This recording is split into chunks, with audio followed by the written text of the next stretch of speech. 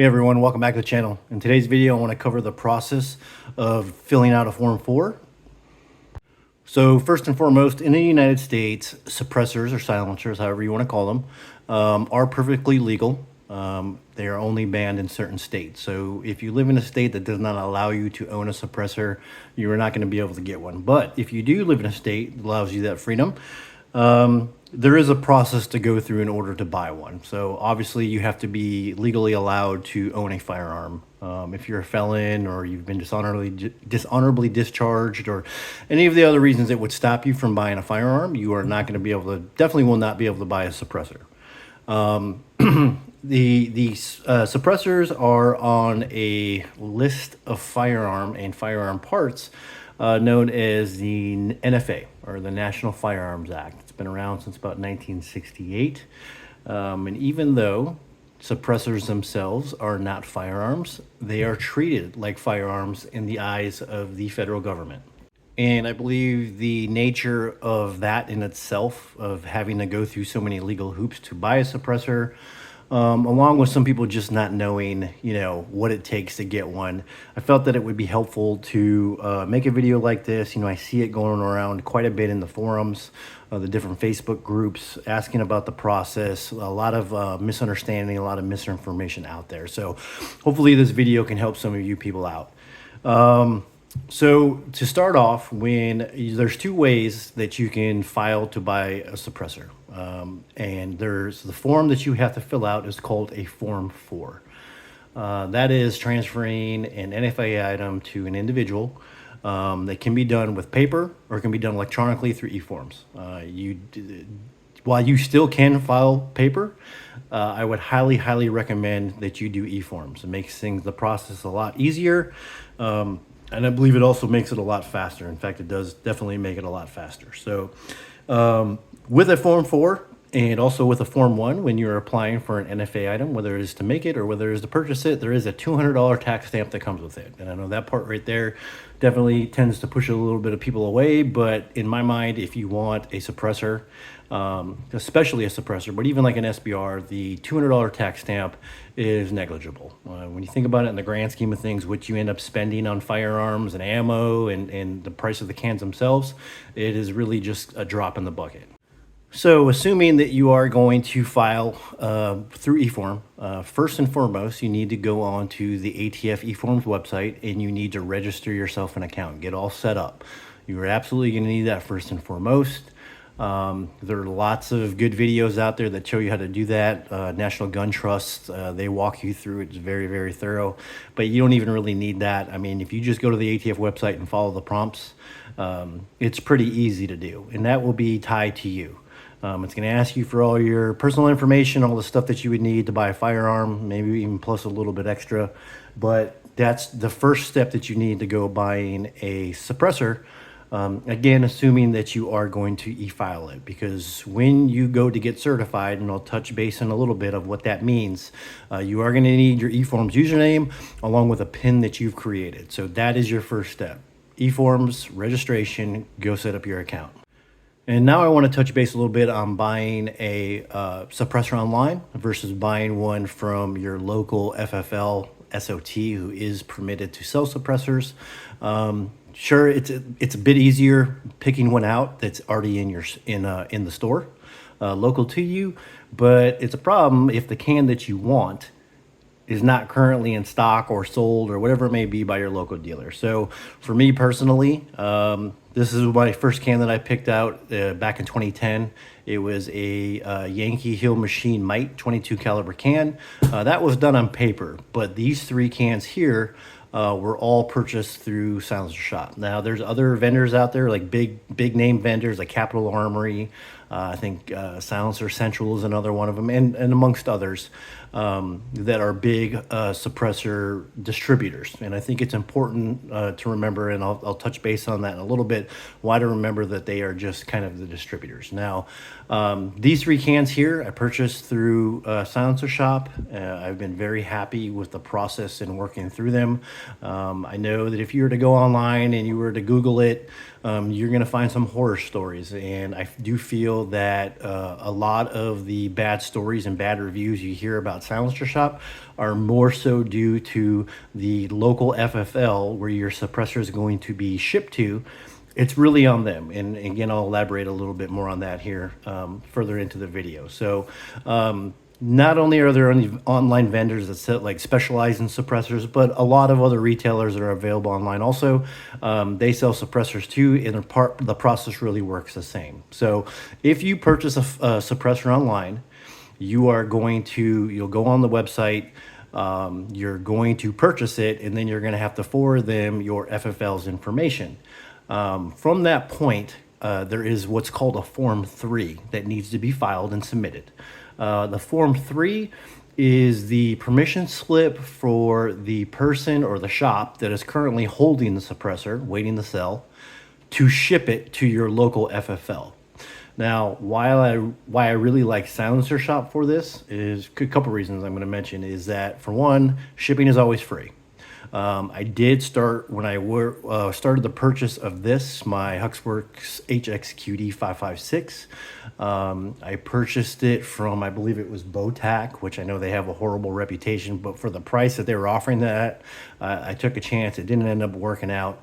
But the shipping alone, the price of the can, and then you pay tax on top of it, which, these cans, depending on which ones you get, if you get $1,000 can and your sales tax is 6.5%, 7%, that adds a pretty decent chunk of change to the cost of the suppressor. Though taxes, there's no getting around it. But also the shipping was $70. So it has to be shipped 2-day air, or at least that's what Botac said. So that was going to cost another $70 just to ship it. With Silencer Shop, as long as you are shipping it to one of their local dealers, and they have a very large network of dealers that they work with. Some of them are called power dealers. And at those dealers, and not every single one of them, but at those dealers, they have what's known as the Silencer Shop kiosk. And when you go to the Silencer Shop kiosk, you will be able to do your electronic fingerprint. So when you submit a Form 4, you must submit your fingerprints along with all the information the form requires, and also a passport-sized style photo. Makes it super simple to do it that way. Since I have not done an eForms through any other avenue, I can't comment to how it would be done if you didn't do it through Silence Shop. But going back to the Form 3, you have to get permission, and the ATF has to sign off on your online vendor, distributor, mailing and shipping that suppressor to your local FFL. Now, that process can vary. I know when I bought this can here, which was in 2022, I want to say it was within only 4 or 5 days that it took for the certification to happen. And what the part of the process of that certification, at least through Silencer Shop, is they're going to email you the Form 3, and you're going to sign it via DocuSign. Very simple, very fast. And Silencer Shop is really good about letting you know about the steps that are happening.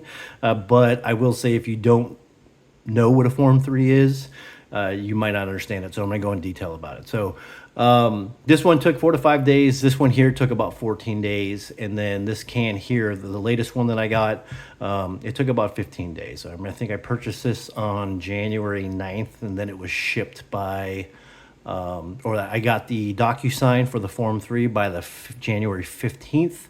And then by the time I got to my dealer, I want to say it was January 30th. So it can vary, and you can Google it and say ATF wait times, and you can look at Form 3s. I know when I purchased this back in January, it was about 9 days. And when I looked at it today, it was up to 17 days. So that's the first step of the wait that you're going to go through. And that's the first step. The Form 4 will start to be filled out by the online vendor, and then it'll all transfer over to your local FFL. So moving on to the next step. That's your first step.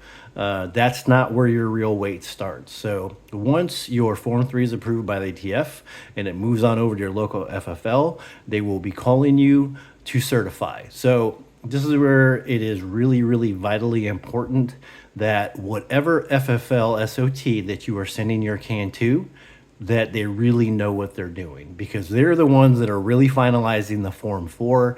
They're the ones that are processing it, getting ready to certify. Certify means when everything is said and done, the $200 tax stamp has been paid, and then it gets submitted to the ATF. Certifying is where your real weight starts, and that's, again, when it goes to the ATF. Online forums, seeing lots of horror stories about people complaining about how their form was messed up, and they're getting emails from the ATF saying there's errors, etc. Or they're even waiting just a ridiculous amount of time to get certified. And people will say Silencer Shop sucks, or Capital Armory, they suck. It is really all on your FFL. Once your Form 3 gets approved to send from an online vendor to your local FFL, filling out the rest of the Form 4 and getting it certified and submitted to the ATF, that is all 100% on your local FFL. Now, I would assume that just based on what I've seen online and what I've read, people say they read when they get a hang up here that they've reached out to Silencer Shop and they're not getting good information or good communication, or maybe not even any good communication. It's really out of your online retailer's hands once that Form 3 has been approved and then sent to your local FFL. There's nothing that they can do with it at that point. That approval of the Form 3 has transferred the responsibility to your local FFL. So pick very wisely the shop that you're going to get it sent to. Try to dig in, do a little bit of research, and find out if they do these Form 4s a lot or if they don't. So my local FFL, they have been an SOT for many, many years.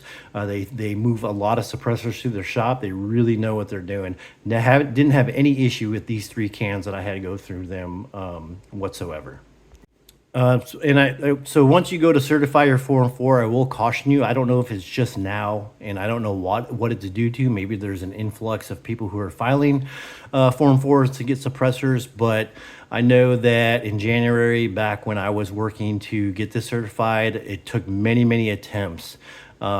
Silencer Shop would send me a link, and the way that worked was that my dealer behind the scenes was processing the Form 4, and then I guess they let Silencer Shop know about it, or they send it to them, and Silencer Shop sends me an email saying, here's a link to go certify your Form 4. It's only going to last 15 minutes. Click on it. So it was very glitchy. I got the notification like, 2, 3 in the afternoon, and I tried clicking the link several times. It wouldn't work. My local FFL was communicating with me saying, listen, something's glitchy with the website. Don't know whose website, whose side that was on, if it was on the ATF or it was on Silencer Shop. But I think we tried 3 or 4 times that afternoon, and then it took 2 times the next morning. The second time I finally went through and got everything certified, and then submitted to the ATF. So once you finally do get certified, you are going to receive an email from the ATF telling you that you filed this form. It's going to give you your file number, etc., and it's going to now say that you are submitted / in process. That is the very beginning of your wait. That email, at least for me, has come pretty much immediately, not just for these 3 cans, but for the 6 SBRs and SBSs that I've done on Form 1s. It's like as soon as you finalize them, you get that email right away, and it's going to show you. There will be a PDF that's connected to it, attached to it, that's going to show you all your completed form, and then again, that's where the wait starts.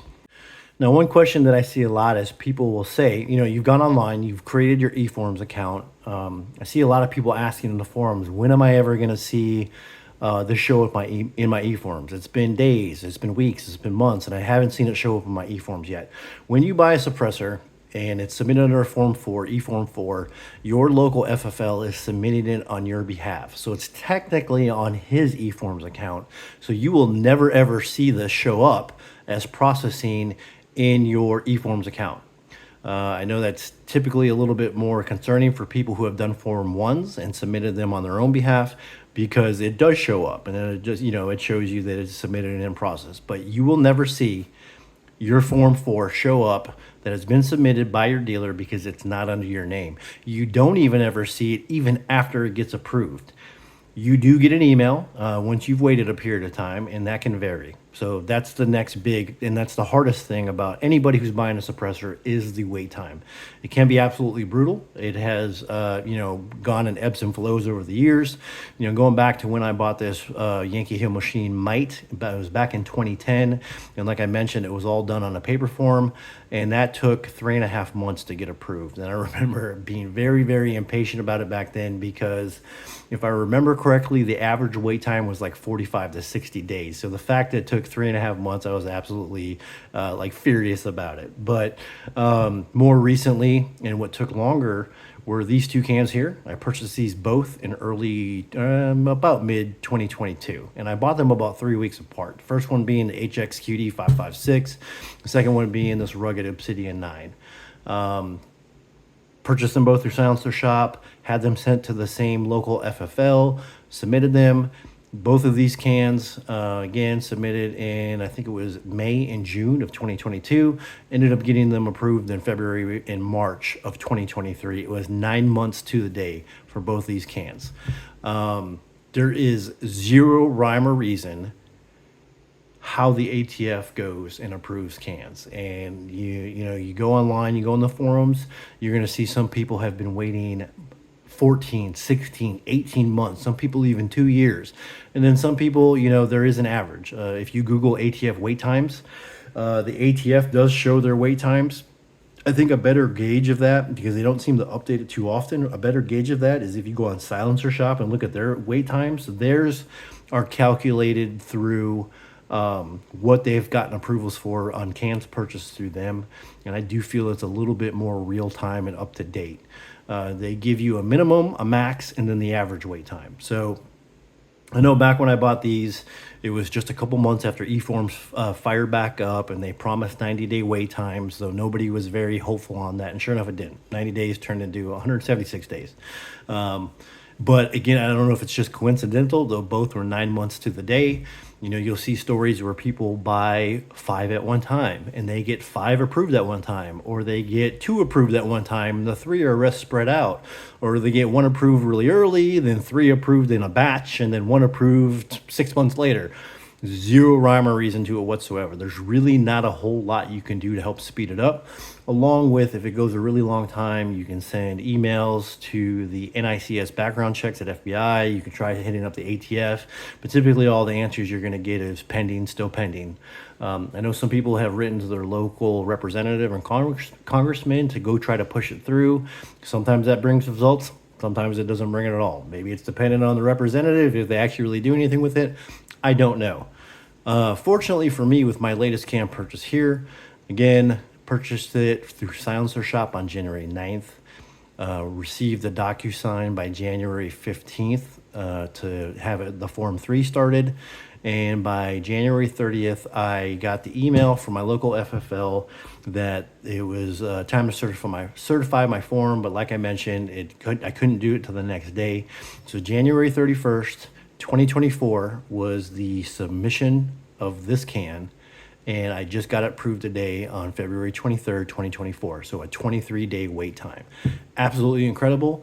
I know that the ATF has been pushing to get these accelerated. I am a member of a couple different groups and forums that track this type of stuff, and it seems that individuals, and individuals only, that have filed their forms or submitted their forms from seems to be December 2023 to now are really getting their cans fast tracked. I mean, some approvals have been getting done in single digit days, like as low as 2 days.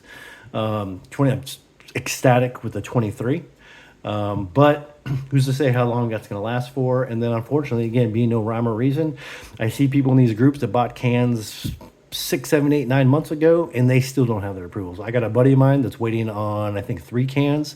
He's on month 5. Meanwhile, 23 days ago, I certified this, and I got it in hand, and he's still waiting. So he's pretty pissed about that.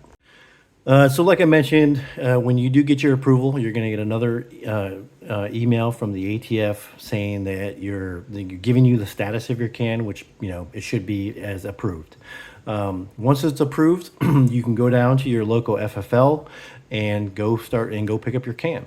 There is a little bit more approval and waiting that needs to happen, and it's very short though. And even when you buy a can, even though it's been approved through the ATF, you still have to fill out the 4473 like you were purchasing any type of firearm, pistol, rifle, shotgun, whatever it may be. You do still have to fill that out. Now, my local FFL, I don't know if it's because they're a power dealer for silencer shop. They don't charge the typical fee for, even $5 for doing a background check. So that's all included in the price. Some other gun shops may do it. They may even charge you some other frivolous price. I want to say that I've read that people did that also. But again, no longer than what you would typically have to wait for purchasing a normal firearm.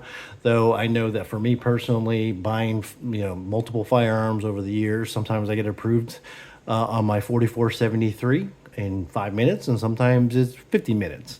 So if you go to your gun shop and it's right before closing time, you may not be able to walk away with your can that day. And I know that's very frustrating, especially if you've waited a really long time to get your can.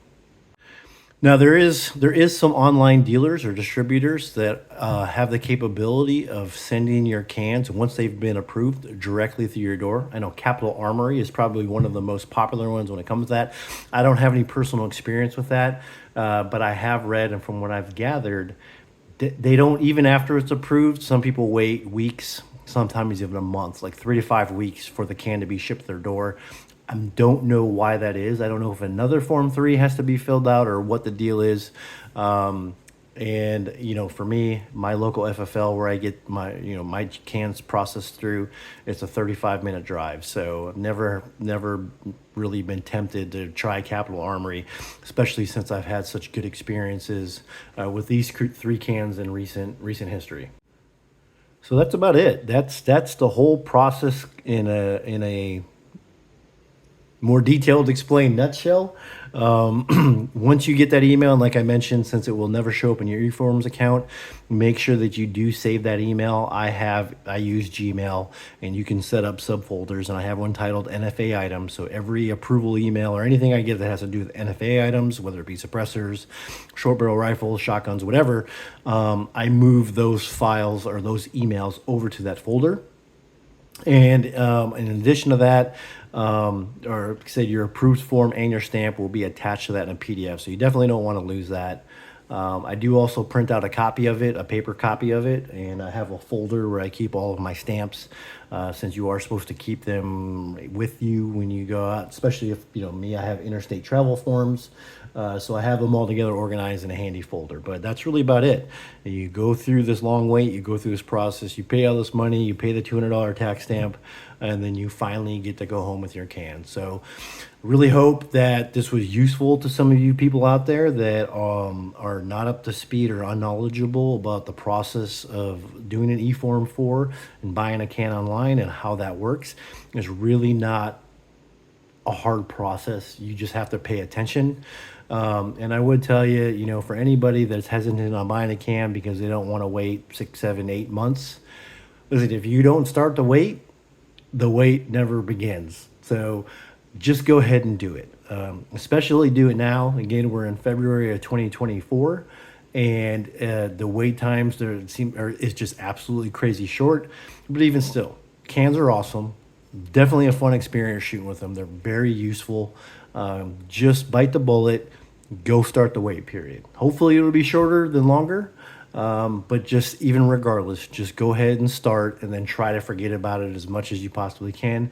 And then one day you're going to be sent that approval letter and you're going to be ecstatic. So again, hope this helps anybody out. If there's any more questions whatsoever, if I wasn't clear or anything, please leave a comment in there. I try to be very responsive to anybody who leaves comments on my videos. And if you did find this helpful, please like, subscribe, share the video, sign up for notifications when I send out new videos or when I produce new videos. And we'll see you in the next one. Thanks.